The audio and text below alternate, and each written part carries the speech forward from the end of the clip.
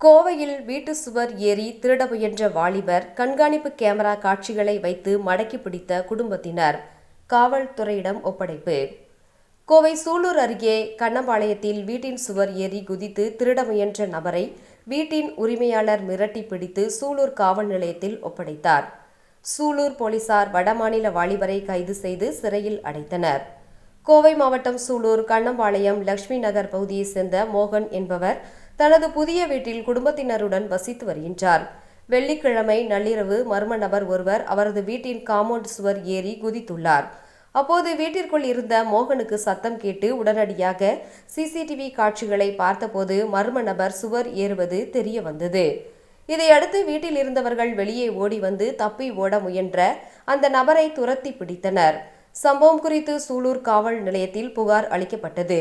போலீசாரும் விசாரணை நடத்தியதில் குற்றவாளி மேற்கு வங்காளத்தை சேர்ந்த துபகாந்த் சர்தார் மகன் திபாஸ் சர்தார் வயது 27 என்பதும் இவர் அப்பகுதியில் உள்ள தனியார் நிறுவனத்தில் பணிபுரிவதும் தெரிய வந்தது.